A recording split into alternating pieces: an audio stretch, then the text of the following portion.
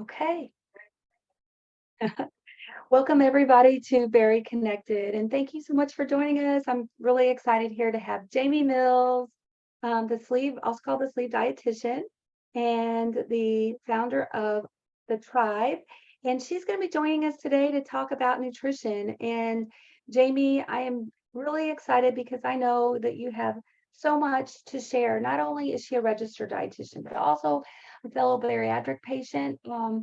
She had weight loss surgery back in 2017, and after that, soon realized there was a need to create support for bariatric patients. And Jamie, I'm with you because I know my surgery for the VSG was back in 2012, and at that time, there was nothing like some of these programs like you have today. So at this point, I'm just going to kind of turn it over, just kind of for you to allow you to do a little bit more formal introduction. Awesome. Well, I'm going to go ahead and get started. I have a presentation today to share with everyone. And in my presentation, I'll share a little bit more about me. So Brenda, is it okay if I go ahead and share my screen? Yeah, absolutely. I'll mute myself just to allow. Okay.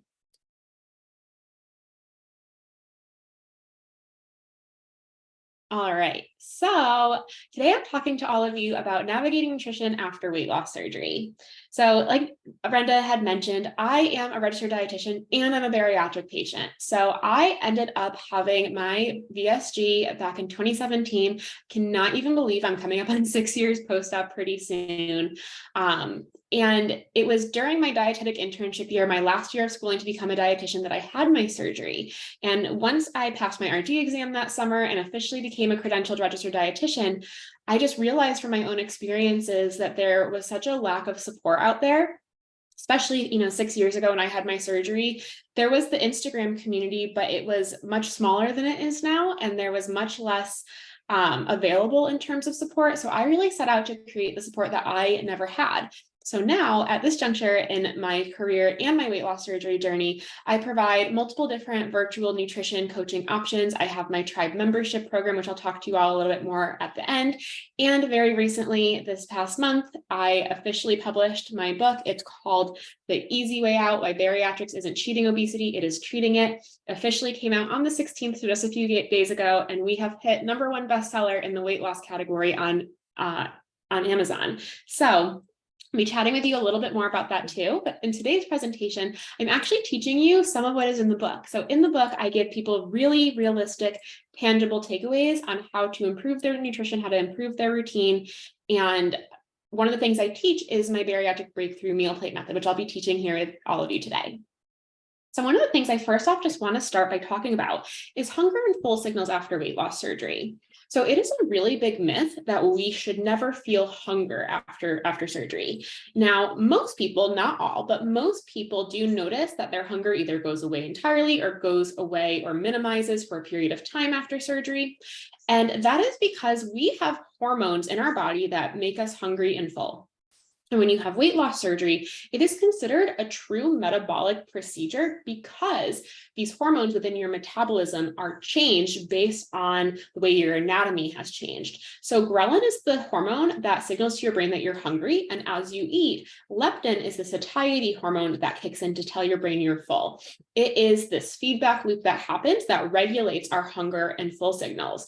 So as time goes on after surgery, this hunger comes back. Our bodies are super smart. We are biologically designed to stay healthy and safe. And when your body doesn't get that hunger signal ever, that can signal to your body, hey, we're not safe. We're not going to stay alive if we don't eat.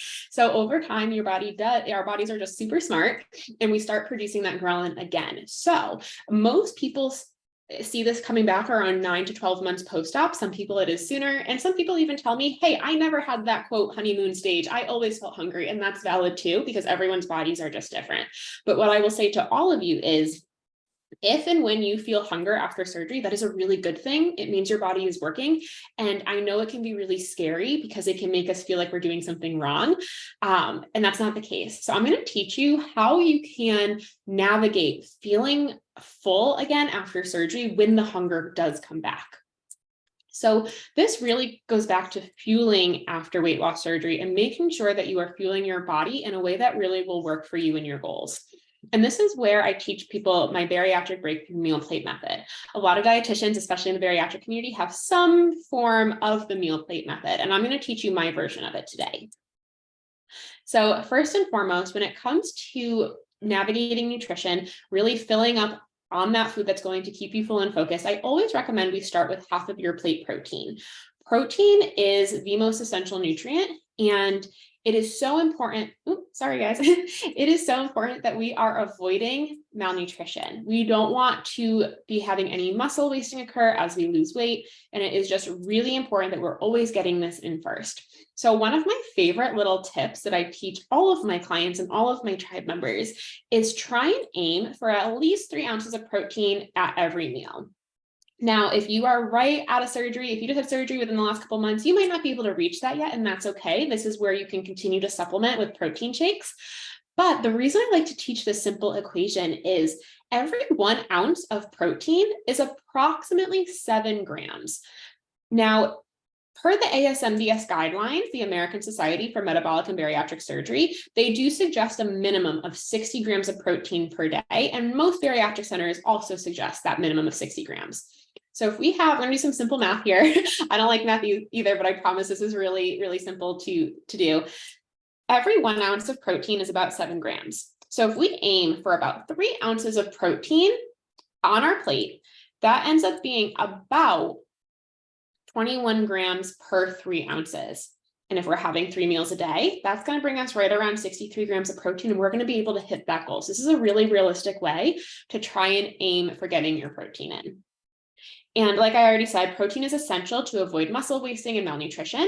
And protein actually manages appetite and cravings more so than any of the other nutrients. So if you are someone who struggles a lot with increased hunger, or you struggle with cravings, protein is a really great way to manage that by eating it consistently throughout the day.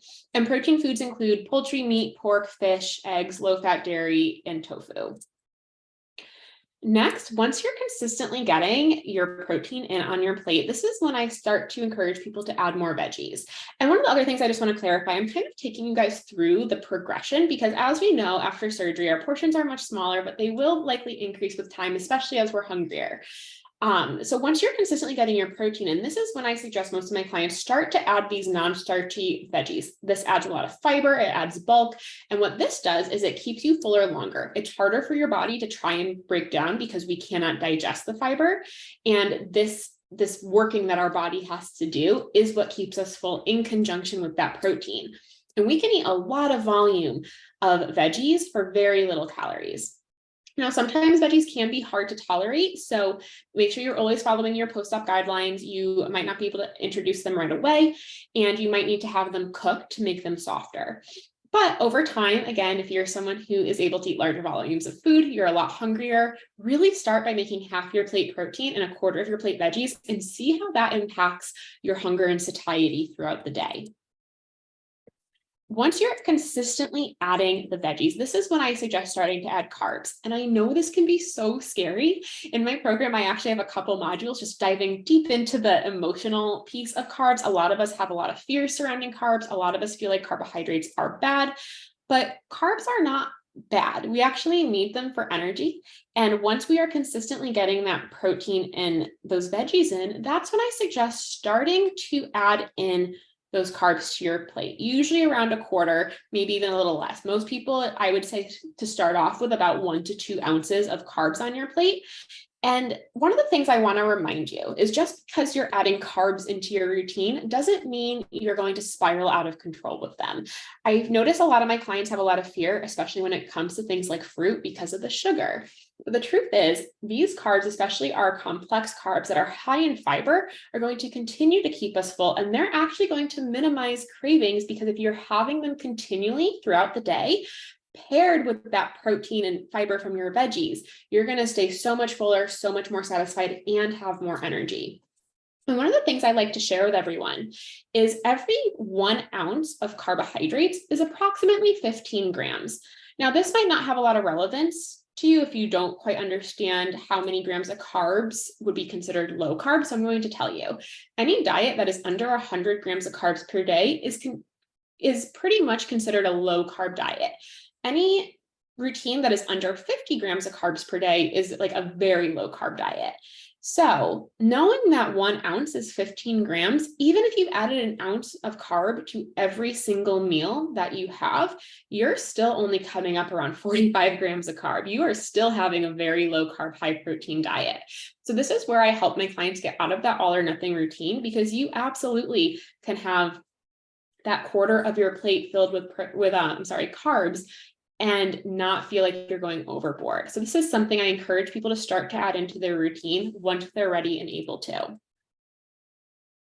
And then once you're continually adding in your protein, you're adding in your fiber, you're adding in your carbohydrates, I also say having about 1/8 of your plate to be fats. Now, more realistically, this comes up as being about 1 to 2 tablespoons, because fat usually comes in the form of flavor. So like dressings, butters, oils.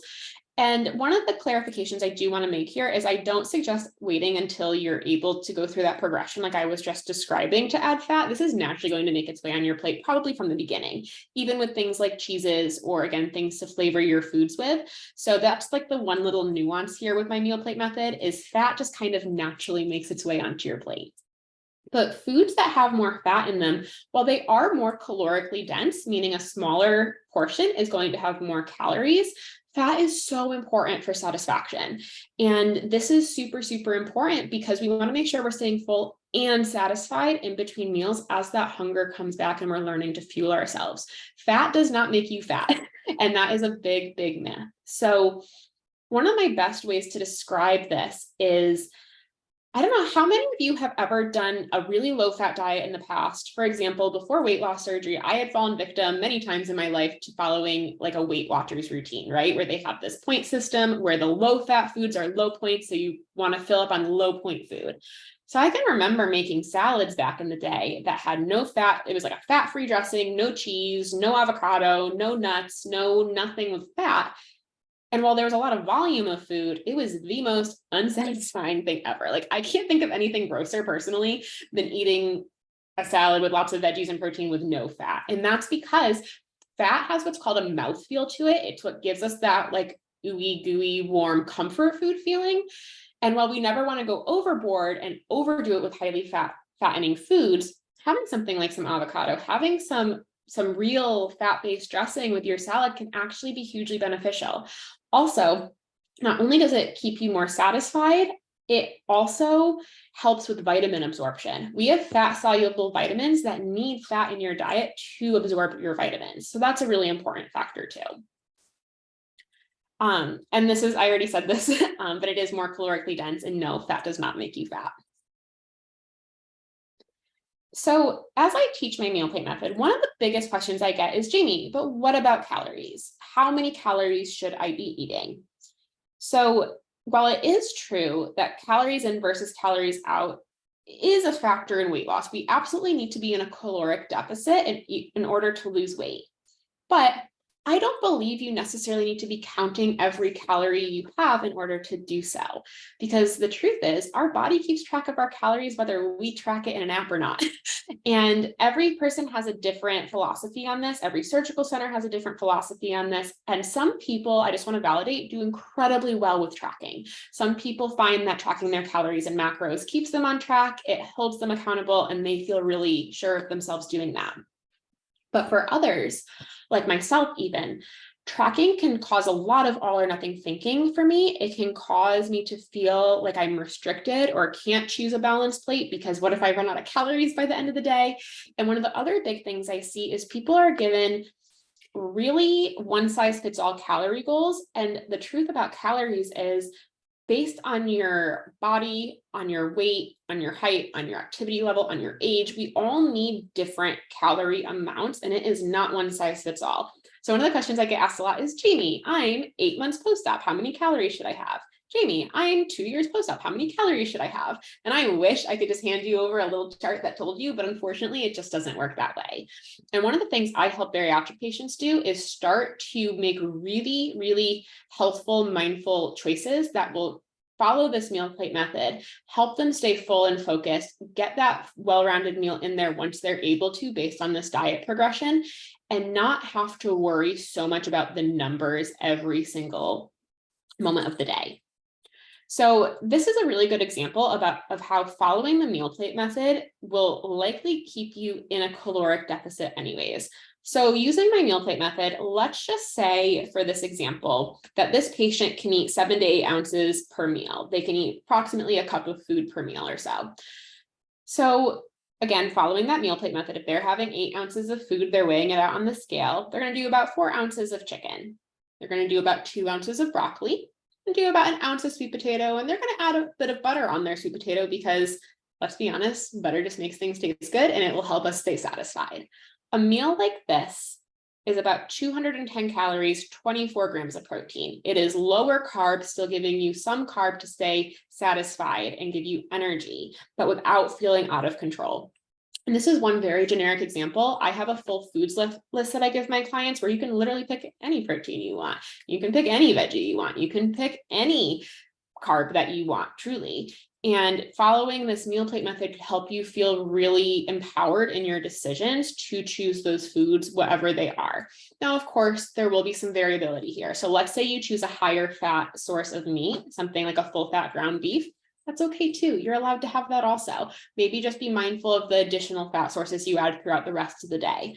But sticking to this meal plate method can really help people feel fuller and really learn to use their tools in a way that will work for them long term by understanding nutrition to make those empowered choices. So it's not just what you eat that matters, but how you eat it. So really figuring out how to navigate that meal plate is one of the strategies I think will help most of us long-term build these habits to be consistent. And mindfulness and balance, of course, plays a role too. Working on your mindset around food, working on healing your relationship with food is an essential piece to this journey I think we all should be working on. So these are some of my top tips for navigating the mindfulness and balance part of the equation. So being mindful and focusing on that balance starts with awareness. So one of the things I notice myself that I've done in the past and many other bariatric patients struggle with is being really honest with themselves about their choices. How many of you have gotten into that routine of that impulse behavior of getting home from work, being really hungry, being stressed, and just reaching in the cabinet and grabbing a bite here or there, grabbing a snack here or there, not really being super mindful or aware of what you're choosing to have.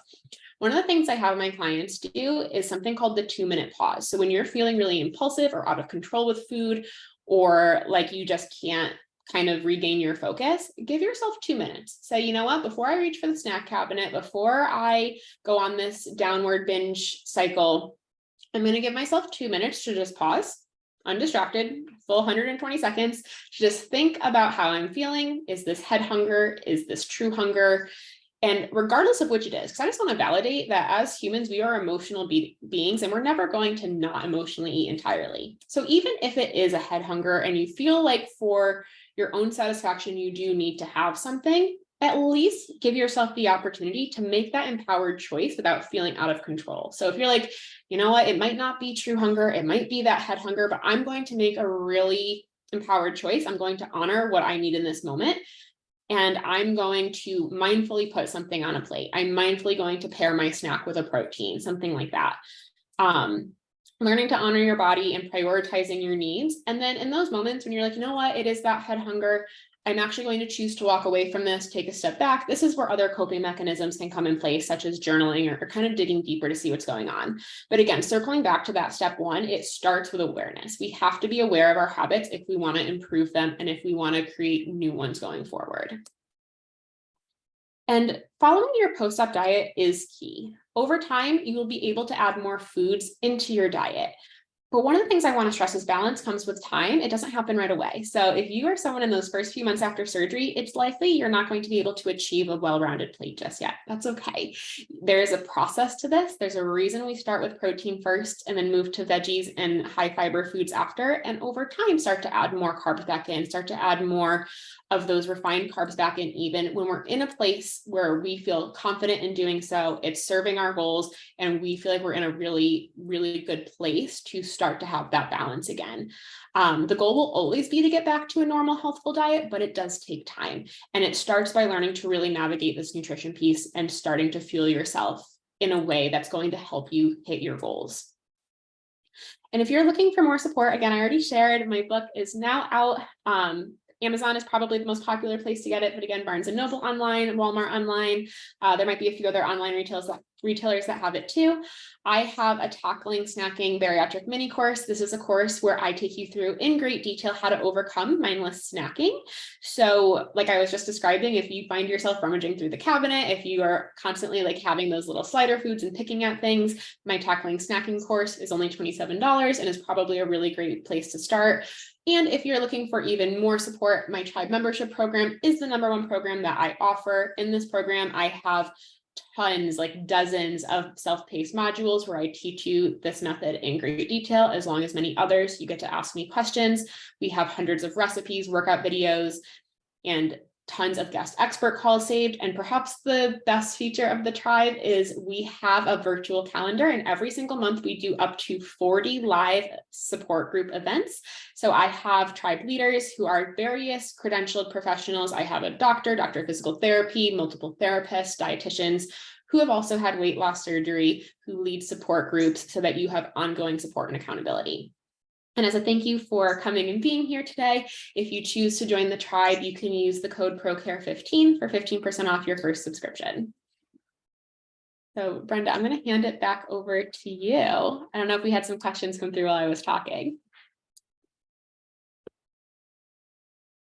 Yeah, absolutely. I'm going back and forth, copying and pasting your links so that everybody has those. I have the link to your new book. I have Jamie's website, her Instagram, her TikTok, and the link to the sales page. We actually have partnered with Jamie regarding her sales. She has that special code, which I'll post here too as well. It is ProCare15. Which Jamie, explained to them when they get to your sales page how that works. I'm sorry, Brenda, say that one more time, how the Tribe works. Sure. Like if they use the link for your sales page, how does that work? Do they just type in at the end the code?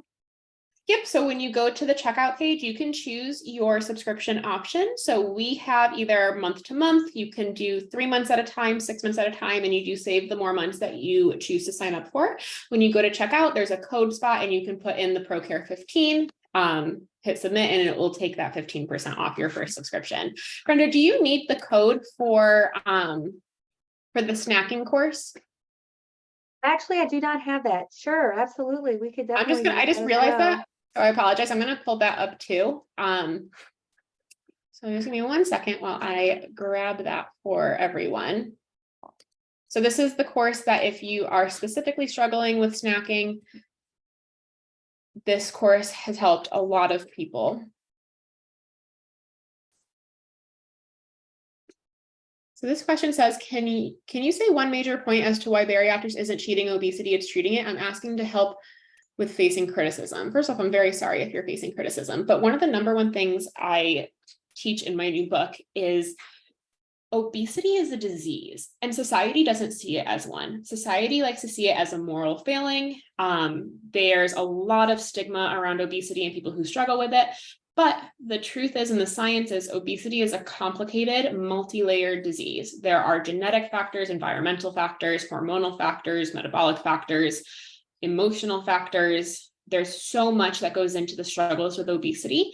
And just like any other disease, we want the best treatment and the best outcomes. And to this day, bariatric surgery is the gold standard for effectively treating morbid obesity. If you want to overcome obesity, if you want to manage it, if you want to lose weight and have the best odds at keeping the weight off, having the proper treatment plans in place is essential. So one of the things I talk about in my book when we open it up, out of all the people who qualify for weight loss surgery, less than 1% of the people who are eligible for surgery take advantage of it. And that's alarming, because if we had a really effective treatment for another disease and less than 1% of the population was taking advantage of that, the medical world would be like, what the heck? What's going on? You know, we have this incredible thing that can put people into remission from this disease. Most people would be telling their patients, hey, this treatment option is great, but that's not happening with surgery. Unfortunately, we have even doctors that have a weight bias and stigma that aren't pointing people in the right direction. And the truth is we need to get support. I like to think of obesity as a puzzle, and everyone's puzzle pieces are going to look different. Some people are probably going to need surgery. They may need surgery and a weight loss medication. They might need therapy. To be honest, I think we all probably need that puzzle piece. Support, accountability, working on habits. There's so many pieces of that puzzle that will help people overcome it. So that's one of the things that I was hoping when I created this book too, was I definitely want people in our community to read it and feel seen and heard and validated. I hope that people can gift this to people in their life who don't understand surgery, or who think it's an easy way out, or who think it's cheating. So for those critics in your life, as long as, they might not even be open to learning. And if that's the case, they might just not be that person you want to let into your corner at this time. But if they're open to learning and understanding, have them read the book, see what their thoughts are after, because it's important to me that those in your corner know how to support you. And sometimes people simply just don't understand.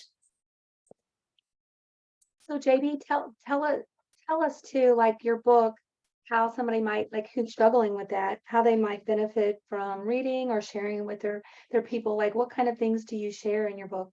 Oh, so many things. I'll kind of do a little run through of like the chapters. So when I created this book, there is almost a memoir element to it where I share my own journey, because I do feel like I'm in this unique spot as a credentialed professional and patient, just like Brenda, where I can speak to it in multiple aspects.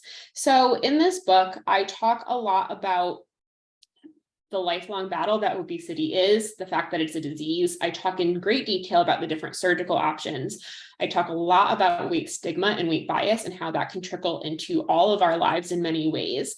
I talk a lot about anti-obesity medications and GLP-1 medications and the science behind that and how that can complement your bariatric journey. I talk about wellness culture and what society views of as healthy and how that might actually contradict what you need to do as a bariatric patient. So kind of that whole like, well, it needs to be natural mindset. And I really challenge some of that. I talk in a lot of depth about bariatric nutrition, the do's and don'ts, the things that go into creating a bariatric journey, and how it's not just this, oh, I have surgery and now it does the work for me. You have to do the work too. I talk about potential complications. I talk very openly and bluntly about regain. Also, I apologize for my dog barking. There's a dog walking by outside and she's going a little crazy right now. I talk about all the feelings and emotions that you might experience on this journey. I talk about mental health. We talk about barriers to successful outcomes and things that can sometimes be even more of a challenge for certain people. Talk about the gaps in our system, kind of like what I was talking about before, not having proper support after surgery. One of the things I talk a lot about that I don't think enough people talk about is the grief that we experience. There is a level of grief when you are saying goodbye to old parts of yourself or old behaviors and coming up with new ones.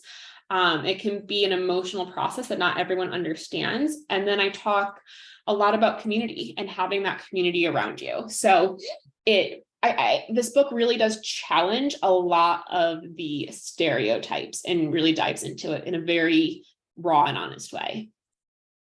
Well, and I think too, bariatric surgery does have an element where it helps metabolic Mhm. problems, just like the medications you're talking about, because like if nothing else is working, it can't just be in the things that you're doing. Like I have realized that so much after surgery, obviously, making the right lifestyle choices and that type of thing. But sometimes our body has its own like intelligence, and these surgeries and stuff can help you with regaging that, resetting that, recalibrating. And so while it might not be, quote, the easy way out, in being that there's a lot of work that also goes into it, but it is, in some ways it can be the easy way out, meaning that it helps you with your metabolism and some other things. Well, What do you say to that? so yes, because it's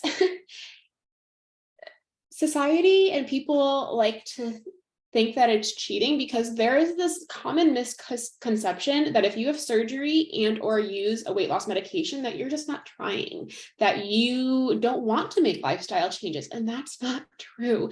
Any one of us who's been on this journey knows that you have to make lifestyle changes, weight loss surgery or not, medications or not. Lifestyle changes are never going to go away. They're always going to be essential. But I actually posted about this on social media the other week. One of the things that bothers me so much is, let's just say, for kicks and giggles, like, we all know this isn't true, but let's just say, like, playing devil's advocate, having weight loss surgery or going on a medication is cheating. Let's just say it is some easy way out and we don't want to do harder work. Like, let's just say that, like, to appease those people.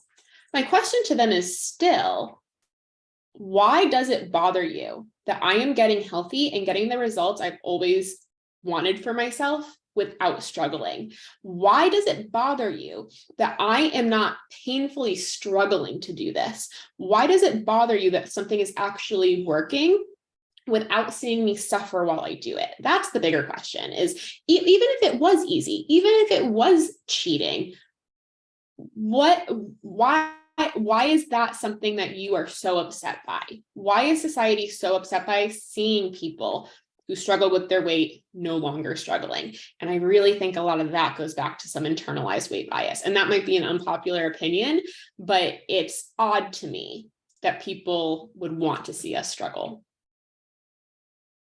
Yeah, no, I mean, it's interesting. There's just so many different ways to kind of look at it and so forth. And sometimes too, just from what I've seen, also along with that kind of bias, is people have heard different things about different people's journeys, and not everybody's journeys obviously are the same. Maybe people had some issues, like especially early on. I mean, these surgeries have been now probably getting closer to 40 years going on. So, like, they have been, the quality of the surgeries and the way they're done and recovery and all of that is so safe now.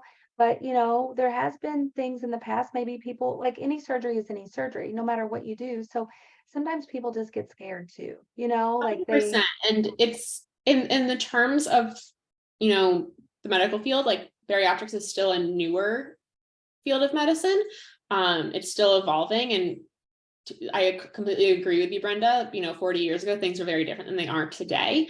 And I also don't want anyone to ever think that I'm minimizing the very real potential complications that can happen, which is why I have a whole chapter on it, because it's important to be able to talk about this with your surgical team. Complication rates are very, very low, but they can happen, as just with any other disease. So let's say someone was struggling with, I don't know, heart disease and needed to have open heart surgery. There are risks there. There are, of course, going to be risks there, but the potential benefits have to far outweigh the risks in order for your team to feel that you are a good, ideal candidate to undergo that surgery, to have a better quality of life and have better outcomes. And it's the same thing with surgery. So I think the more we can start to treat it like any other disease state, the more we can see how silly it is to withhold that care from people. Oh, absolutely. I'm glad you brought that up, just about, heart surgery or like back surgery or knee surgery. Like, what is, like, if you do have it, that's one thing that I had to answer for myself before I had weight loss surgery. I had to answer, you know, because I was scared having surgery, and I had to answer for myself, is what is greater, the fear of having the surgery or the fear of not having the surgery and staying the same? Because for me, nothing was changing. And so, like, sometimes we have to ask ourselves, are the risk worth benefit? And it's extremely rare. I mean, I think I've talked to thousands of patients, and Jamie, I'm sure you have too, especially with working with different weight loss surgery programs and also with the tribe, your own clients. It's very extremely rare for anyone to ever say, and I don't even know if I ever have, even people who've had a bumpy road say they wish they wouldn't have done it. It's a rarity, just So because I rare. think there's so many benefits. No, because I know I've known people who have had complications also, and even those have said that they are still in a better position than before. So most of the time when I ask people, like, about this, their response is, I just wish I did it sooner. And most people, despite the hard days, despite the challenges that come up, not even talking complications, just like the day in and day out hard things we have to do, it's still worth it, because there's a reason we all had surgery. We were so tired of struggling. We were so tired of white knuckling it every day. We were so tired of living in a body that didn't allow us to do the things we wanted to do, of not being able to be as active, or not being able to travel comfortably, or just do those daily things that we wanted to be able to have the energy to do. And it's so freeing to finally be able to be in a body that allows for those things, or puts you in a position where you're better able to have those joys in life that I just think people who've never struggled like this probably take for granted, or don't realize we feel so limited in it. And this can greatly affect your mental health. And even if you are technically on paper physically healthy, still being, obese, or, because not everyone has those comorbidities. If it affects your mental health or limits you in any capacity in your life, it's reason enough to choose surgery, or to choose another way to be able to live in the body that you're trying to live in. Absolutely. How did you handle the newfound attention and comments about your body weight loss? This one's been really hard. This for me, therapy and a lot of mindset work, a lot of journaling, a lot of just like really looking inward and being honest with myself about how I felt about certain things was helpful for me. It's a lot. It can feel real, and just acknowledging that it can feel sucky. It can feel sucky when people who never paid you any attention before suddenly are all over you, or suddenly have such nice things to say, or will say things like, wow, you look so great now. And I will say, so like this last year, I've been very open on my Instagram page talking about the fact that in addition to weight loss surgery, I've been on a GLP-1 medication for the last year, and I've lost more weight this last year. And I think the attention I've gotten this year has been so much more than even before. And I don't really know why, but I've gotten a lot of comments of, wow, you're so much prettier now. I actually came on my stories a couple months ago and talked about it, because it's the way it's phrased of, you're prettier now. And it comes off as, you're more deserving now. And that can feel really sucky. So also having some boundaries with people, or, if there are people who continue to comment on your body, just, being able to say like, thank you. I appreciate that you are really happy for me, but it makes me uncomfortable, or makes me feel XYZ. So let's not make those comments anymore. And sometimes that in itself can be really, really hard.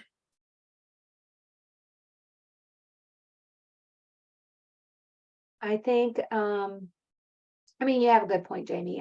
And two, it makes you feel like, well, what was I before? Really, one thing that I know I've realized is really the outside might be changing, but your inside might be fairly close to the same, whether you were, whatever weight you were at from before surgery, from your post post-op phase to now, like different parts. I know for myself, I went from a certain weight down to a certain weight, and then I gained back some weight, and then looking to like get that weight back off, just like you have. So it's kind of like, have I really changed that much? Yeah, I've changed a lot just because of the work I've put in, like you said, the mindset work, the work on myself. But really, like internally, have you really changed? Your outside appearance has changed. It's interesting because people don't always realize that. Yeah. And I think, it also depends on how we're looking at it, because I've had people in my life say really mean things, and there's family members I don't talk to anymore because they couldn't respect boundaries, and it's unfortunate, but being told in a negative way, and I know there's probably people here who've experienced this too, but to be told, well, you've changed since you lost weight. And part of me almost wants to say, like, of course, like no one goes through this life-changing journey to stay exactly the same, but it doesn't mean you've changed in a negative way. Your inner being and your integrity and who you are is still the same. But if it triggers people around you to see you thriving, to see you doing better, to see you actually as you've always wanted to be seen, and to be more confident, that says more about them than you. So I also think it's unfortunate when people throw the "you've changed" factor like in your face as if it's a negative thing, because it doesn't mean that, like I said, like our integrity or anything like that has changed. It just means that we are allowing ourselves to be seen. Oh, absolutely. There's a comment on Facebook too. Michelle asked, her surgery is next Tuesday. She said, Congrats. I'm happy to hear all about what we're all talking about. And she said, I'm so ready. And then she asked the question about a GLP-1. I know you're a lot more well-versed in how to answer that. Would you be willing, because there might be other people on this call that are either familiar or not familiar and might want to know more about what you're talking about? So if you want to dive real deep on the science behind all this, if you're a science geek like me, I have 2 whole chapters in the book about GLP-1 medications. But GLP-1 medications are injectable medications, some of which have been approved by the FDA for weight loss. And these GLP-1 medications are truly groundbreaking when it comes to AOMs, which is anti-obesity medications.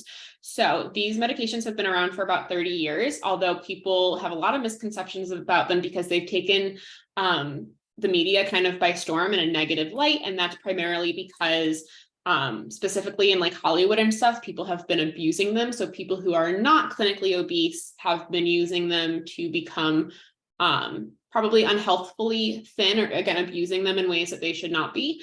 But ultimately what these medications can do, and this is again so important for anyone who struggles with obesity. So just like I was talking about in my presentation, how it's a metabolic surgery, how we have these hunger and fullness cues and they come back and we want to manage it with our nutrition.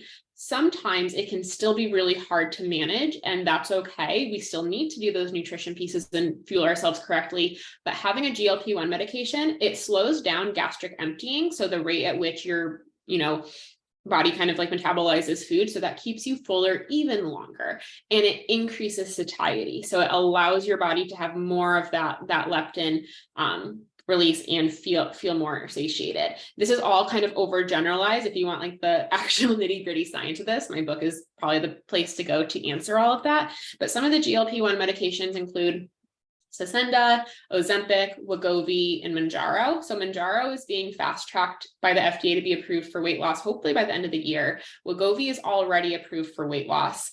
And I believe Saxenda is as well. So they really are just groundbreaking in terms of obesity treatment. So some people who might not have a really high BMI but are obese might choose to go on it to see if that would be helpful for them prior to having surgery. And then a lot of people do choose to go on them in conjunction with surgery. So I actually learned a lot about this when I was at the ASMBS meeting last year. So a year ago in June, I went to the American Society for Metabolic and Bariatric Surgery conference, and I sat in on some panels where the doctors and dietitians were talking about how these GLP-1 medications can be really helpful for bariatric patients long-term if they are struggling to maintain their loss or even struggling with regain. And again, obesity is a disease, and I never want people sitting there feeling shameful about regain or shameful about struggling to keep the weight off. There's a reason that your bariatric team might suggest these other tools, or you might want to ask them about these other tools. I do think everyone's situation is completely different. So some people might not ever want one of these medications or need one, and that's okay. But if you're someone who feels like you might need this extra tool, I think that's okay too. So I think just normalizing that they're all just different interventions and tools that can potentially help your body, depending on what it is you're struggling with.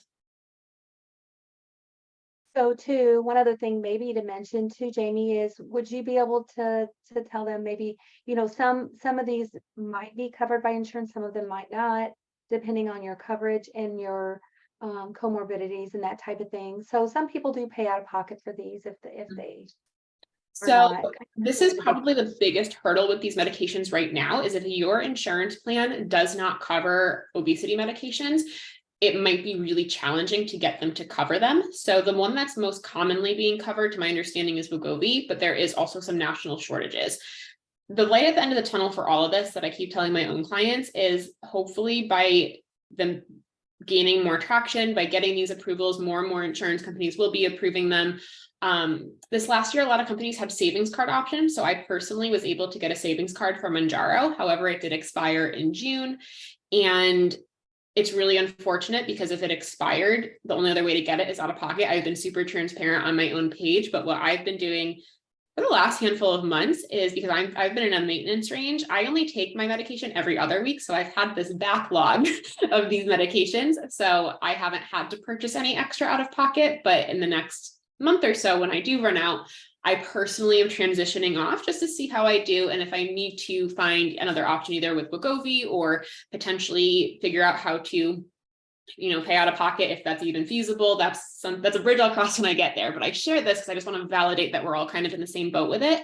The only way to get the savings card options now, to my understanding, is if you have a type 2 diabetes diagnosis. So there are different savings card options, but not everyone qualifies. I know someone in the comments just said, yes, got Saxenda approved.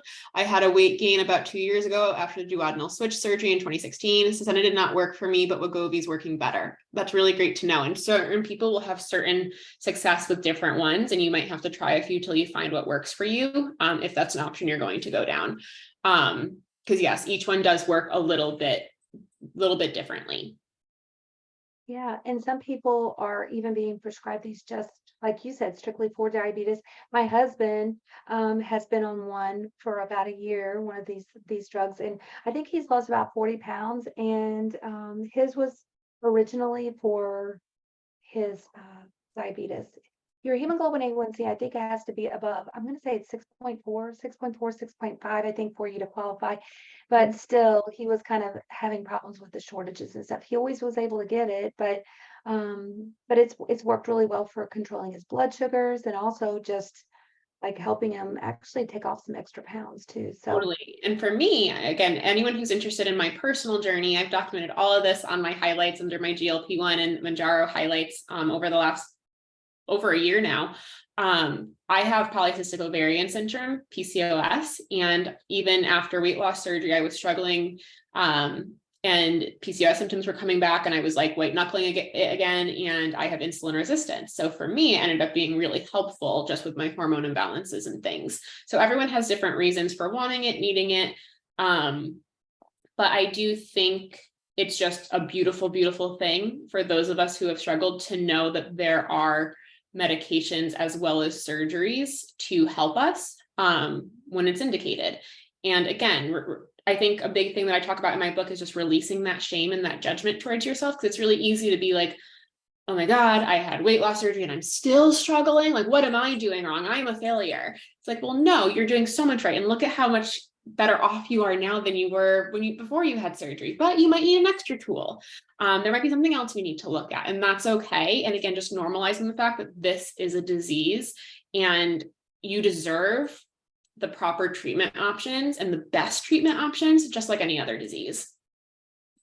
yeah, the hormonal thing is something people don't ever even think about, like, and two, I think the reason why some of the drugs work differently and maybe some work better for some people and some don't is because it is to help, I don't say cure, but to help with an imbalance. Like it is to help with an imbalance. So you're medically treating something that, like insulin resistance, you're helping to treat that. So if your body does have a problem with insulin resistance, these are the kind of things that can help. There is a comment on Facebook. Michelle says, why in the world are those medications so expensive? I wish I had an answer for you. To my understanding, and please don't quote me because I could be incorrect, but to my understanding, certain companies hold like the patent for them. So like no other company, I don't believe at this point, can make their own version of Mounjaro. So Mounjaro is like the top. And unfortunately, our healthcare system is a for-profit system and it's sucky. And the prices are just really expensive. They're also hard to manufacture. It's so unfortunate because the majority of people are not going to be able to invest in that, and it's not feasible or fair. So I wish I had a better answer for you. All I can do is validate that we're all like I said, we're all in the same boat, which is why I'm transitioning off of it myself at this point to see how I will do. One of the things I will say, if you are on a GLP-1 medication, again, we have to always work on the habits. Utilize this time to really focus on getting your protein in, really focus on maintaining your muscle mass. One of the best things I did throughout the last year was I continued to train really hard in the gym and at CrossFit with my trainer. That's my personal favorite form of exercise. Everyone needs to find their own. I'm not telling you all to go do CrossFit, but we've monitored my in-body scans that show my muscle and fat mass. And one of the things that we've continually seen is as I've lost weight, and even as I've maintained the last handful of months, is my muscle mass keeps going up and my body fat keeps going down. And that is because as I've been losing weight, I've been training and I've been really, really, really diligent about my protein, even in the beginning when I didn't have much of an appetite. So my hope is that as I continue to wean off the medication, because I'm continuing to take it every other week instead of every week and lowering the dosage. So I'm back down to one of the lowest doses. It shouldn't be that challenging of a transition for me as I've weaned down and as I've improved my body composition. So this is just another reason why following that meal plate method, really focusing on protein in these habits is important, because if it's not something you're able to stay on long term, remembering that it's not the only tool available. Has anyone needed to have skin removal surgery post-bariatric surgery? I've had a handful of skin removal surgeries too. So that's been a part of my journey also. Okay, yeah, someone, Michelle also says on Facebook too, thank you for mentioning that, because really and truly, you guys, all of this is just the bariatric surgery, these medications, all of it is basically just to help. It's just to help support you in whatever part you are, wherever you are. So it's just an extra a little thing to support you, just like a friend would put their arm around you and support you if you needed help or whatever, it's just another support. And Jamie, here we're getting close to time. I'm going to go ahead and post one more time all your information. It's a lot. I'm posting again. I'm posting your website, your Instagram, TikTok, your tribe sales page, your discount code, and your book, and then also your class. And I'm going to post that on Facebook one more time just to make sure everybody has it. You want me to post the course? Yes, did I not have that in there? I'm sorry. I thought I had. Oh, you might have. It might be covered up with something else. Yeah. So I have the Minding Your Meals masterclass is the one I have. I think you mentioned snacking though. Yeah. Yes. So I have a lot of resources, guys. The best place to go is probably just to my website. I have a whole page of free resources. So I have my free meal planning guide. I have my free masterclass that I teach that does teach a lot of what I taught you all here today. Like I said, my book is out. You can head over to Amazon if you'd like. You can also take a look at my snacking course. This is a self-paced course. It's only $27. That takes you through everything you need to know about tackling snacking after surgery and the mindless eating kind of piece of that. And then my most robust program right now is my membership program that has tons of online support, tons of support groups, tons of resources. That is where I spend the majority of my time supporting people. And I have to say, Jamie, too, I was at at an event, Obesity Help, this last weekend. And I met one of your team leaders, your coaches. Felicia? Yes. Yeah, Felicia will be at ABY too. Felicia's fantastic. And I actually met one of your participants, like your attendees in your classes and all of that. And she was bragging on how much you've helped her too. Oh, that makes me so happy. Yeah. I'd have to look to see here who her name is. I'll do that here in a second. Just to kind of give you a heads up. She was, let's see. She was a dietitian.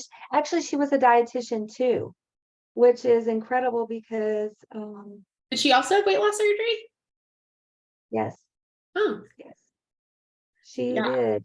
I need to make it up there next year. My information isn't pulling up right now, but no, she just talked about how helpful. She was actually enrolled in your class and then a couple others, believe it or not, too. But she said she just really loved the support that you had and offered. So it was amazing. And it looks like we have some people just joining too. So it's okay, Tamia, too. If you're just joining, no worries. Like, this is on replay, guys. Just go back, use the same link. It'll be here till the end of the month. And then it'll be on our YouTube channel by next Tuesday. So we can share it. We'll be sharing it there too as well. And to end, Jamie, if it's okay, I'm going to share something regarding our sponsor. Is that Yeah, okay? absolutely. Yeah, we've been kind of closing with just a thought. And I'm going to be, sorry, that's my Facebook screen. I'm going to be pulling up a little photo here. So, like Jamie talked a lot about nutrition and snacks. And how about keeping some snacks to keep you on your track with goals? And um, ProCare does offer something called Austrian protein beef sticks. These are like actually one of my favorite protein snacks that we do offer. They come in all different kinds of flavors: turkey, chicken, beef, and ostrich. Just all different kinds of flavors and different kinds of seasonings. They're great for on the go. It's one of my favorite things just to kind of take on the go. I'm going to stop sharing for just a second, and then I'm going to show you guys where to find those.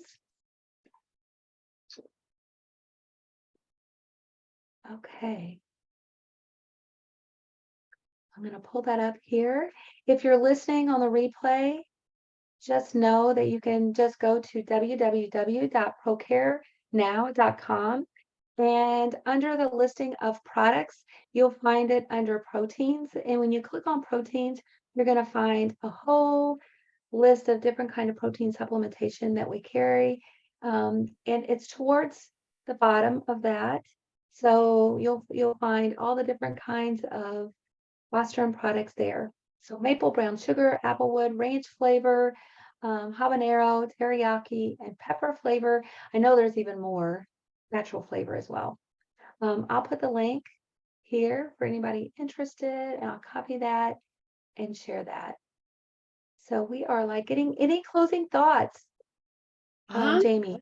No, just thank you all so much for being here, for asking such great questions. Brenda, it's so fun to talk to you as always. I'm excited to see you hopefully at the award show in a couple of weeks.